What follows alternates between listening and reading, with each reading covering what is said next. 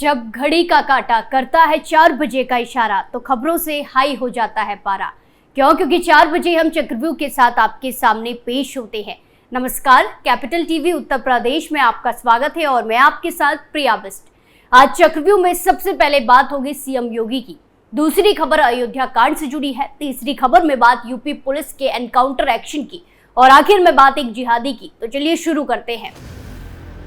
पहली खबर में बात सीएम योगी की। लोकसभा चुनाव के बाद यूपी के सीएम योगी आदित्यनाथ पहली बार अयोध्या पहुंचे। रामलला के दर्शन किए, हनुमानगढ़ी मंदिर जाकर पूजा पाठ किया, फिर सीनियर अफसरों के साथ बैठक की। उसके बाद सीएम योगी ने बीजेपी नेताओं की मीटिंग बुलाई, जहां पहले विधायकों के साथ बातचीत की, फिर अयोध्या के बीजेपी नेताओं के साथ करीब घंटे भर तक बैठक की। इस मीटिंग का एजेंडा मिल्कीपुर विधानसभा उपचुनाव रहा। बीजेपी की जीत दिलाने की जिम्मेदारी मुख्यमंत्री योगी आदित्यनाथ ने ली है। यहाँ से विधायक रहे अवधेश प्रसाद अब फैजाबाद से समाजवादी पार्टी के सांसद चुने गए हैं। फैजाबाद में जीत के बाद से समाजवादी पार्टी 7वें आसमान पर है। पार्टी अध्यक्ष अखिलेश यादव संसद से लेकर सड़क तक अवधेश प्रसाद को साथ लिए रहते हैं। फैजाबाद की हार को मिल्कीपुर सीट जीतकर बीजेपी हिसाब बराबर करना चाहती है। अयोध्या में एक और हार बीजेपी को अब मंजूर नहीं है। मुख्यमंत्री योगी आदित्यनाथ ने इस चुनाव को अपनी प्रतिष्ठा से जोड़ दिया है, इसीलिए सुपर 30 की बैठक के अगले ही दिन वो अयोध्या पहुंच गए। उपचुनाव की तैयारी के लिए सीएम योगी ने 30 मंत्रियों की एक टीम बनाई है। सीएम योगी का कहना है कि इस बार चुनाव प्रचार नहीं होगा, जरूरत हर वोटर के घर तक जाने की है। हमें उनका मन जीतना है। कोई बड़ी सभा नहीं होगी, जरूरत पड़ी तो 4 गांवों का दौरा हम भी करेंगे। हमें हर हाल में विजय हासिल करना है। बीजेपी नेताओं की बैठक में मुख्यमंत्री योगी आदित्यनाथ ने ये सब बातें की और सबको एकजुट रहने को कहा। बैठक में तय हुआ कि किस नेता को क्या करना है और कैसे करना है। योगी आदित्यनाथ इस चुनाव को लेकर कोई भी रिस्क नहीं लेना चाहते। आपको बता दें कि लोकसभा चुनाव में पिछड़ों और दलित वोटरों का एक तबका समाजवादी पार्टी में शिफ्ट कर गया। बीजेपी की कोशिश है कि अब समाजवादी पार्टी के नए वोट बैंक को तोड़ना है, इसीलिए उपचुनाव के लिए नई तरह की रणनीति बनाई गई है। अलग अलग जाति के नेताओं की टोली बना ली गई है। ये टोली उस समाज के वोटरों को अपना बनाएगी। बीजेपी नेताओं की एक कमेटी ऐसी बनाई गई है जो अफसरों से मिलकर लोगों से काम कराएगी। यूपी बीजेपी कोर कमेटी के सदस्यों ने जो विधानसभा सीटों की जिम्मेदारी ली है, इस कमेटी में सीएम योगी, deputy CM Keshav Prasad Maurya, deputy CM Brajesh Pathak, party के यूपी अध्यक्ष भूपेंद्र चौधरी और संगठन मंत्री धर्मपाल सिंह शामिल हैं। आगे खबर में बात अयोध्या कांड की, जहां मामले में पीड़िता का लखनऊ के केजीएमयू अस्पताल में मंगलवार 7 अगस्त 2024 की शाम अबॉर्शन करवा दिया गया। डॉक्टरों का कहना है कि पीड़िता का शरीर डिलीवरी लायक नहीं है, इसीलिए ये फैसला लिया गया है। डॉक्टरों ने बताया कि पीड़िता की हालत स्थिर है। आरोपी की पहचान के लिए अस्पताल ने भ्रूण का सैंपल संभाल कर रख लिया है। आगे इसकी डीएनए जांच होगी और रिपोर्ट आने के बाद आगे की कार्रवाई होगी। बताया जा रहा है कि पीड़िता की उम्र 18 साल से कम की थी। उसको 12 हफ्ते का गर्भ था, इसीलिए गर्भपात में कोई कानूनी अड़चन नहीं थी। सुप्रीम कोर्ट के आदेश के मुताबिक 24 हफ्ते तक के समय में गर्भपात किया जा सकता है। इसको देखते हुए अस्पताल प्रशासन ने गर्भपात कराने का फैसला लिया। पहले परिवार से सहमति ली गई और डॉक्टरों की सलाह पर उसका गर्भपात करा दिया गया। अब वो 1 हफ्ते डॉक्टरों की निगरानी में रहेगी। रिपोर्ट्स ने बताया है कि पुलिस ने आरोपी की पहचान के लिए डीएनए टेस्ट कराने का फैसला किया है, मगर इस संबंध में आधिकारिक बयान नहीं जारी किया गया है।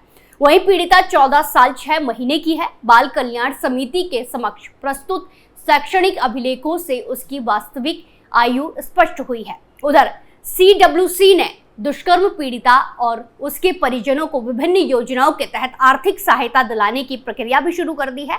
इसके लिए संबंधित विभागों को प्रस्ताव भेजा गया है। पीड़िता की आयु अब तक स्पष्ट नहीं थी।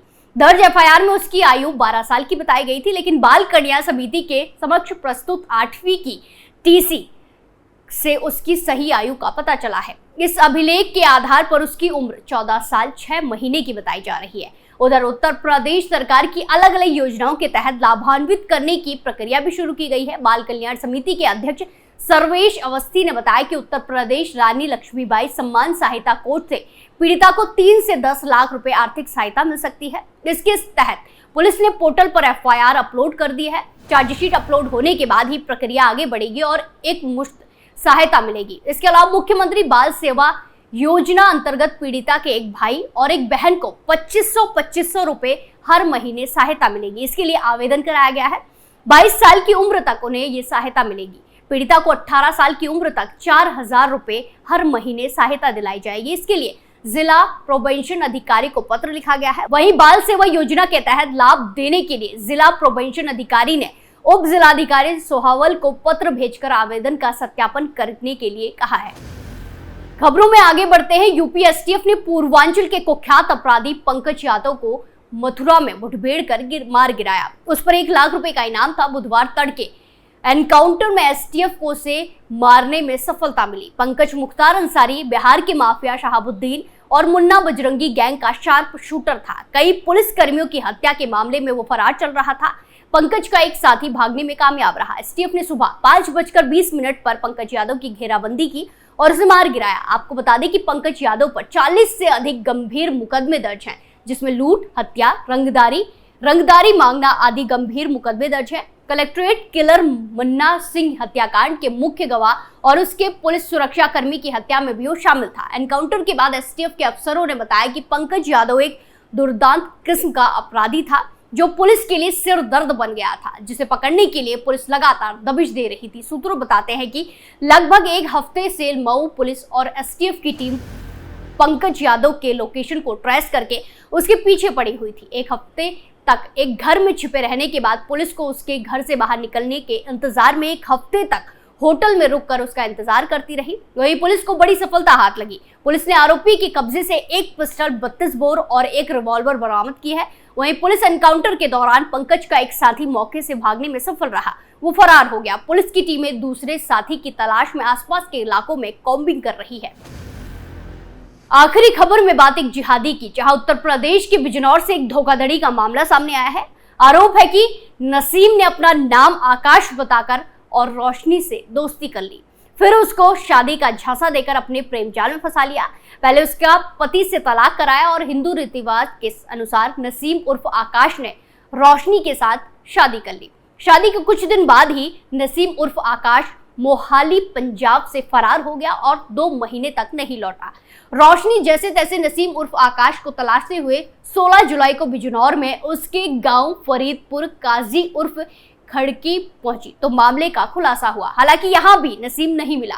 उधर नसीम के परिजनों ने रोशनी को ये कहते हुए साथ रखने से मना कर दिया कि वो दूसरे धर्म की है। उन्होंने रोशनी पर इस्लाम धर्म अपनाने का जोर डाला और कहा कि ऐसा करने पर वो नसीम से निकाह करा देंगे और अपना लेंगे, लेकिन रोशनी ने इससे इनकार कर दिया, जिस पर नसीम के परिजनों ने उसको घर में नहीं घुसने दिया और अभद्रता करते हुए उसको भगा दिया। मजबूर होकर रोशनी ने 27 जुलाई को बिजनौर में हिंदू संगठन के लोगों से संपर्क किया और उन्हें अपनी पूरी आपबीती सुनाई। इसके बाद हिंदू संगठन के लोग रोशनी को लेकर थाने पहुंचे और पुलिस में रिपोर्ट लिखाने को कहा, लेकिन शादी विवाह का घटनास्थल चंडीगढ़ के मोहाली होने के कारण पुलिस ने थोड़ी टाल मटोल की, जिसके चलते हिंदू संगठन और पुलिस के बीच नोकझोंक हो गई। बाद में मामला बढ़ने के बाद पुलिस ने युवती की तहरीर पर नसीम और उसके परिजनों पर नाम और धर्म बदलकर शादी करने और जबरन धर्म परिवर्तन कराने की धाराओं में मुकदमा दर्ज कर लिया। फिलहाल देर शाम को पुलिस ने आरोपी नसीम उर्फ आकाश को गिरफ्तार कर लिया है, जबकि उसके परिजन अभी भी फरार चल रहे हैं। उनकी तलाश में पुलिस लगातार दबिश दे रही है। चक्रव्यूह में फिलहाल के लिए इतना ही, फिर पेश होंगे सनसनीखेज खबरों के साथ। बाकी तमाम खबरों के लिए देखते रहिए कैपिटल टीवी उत्तर प्रदेश। नमस्कार।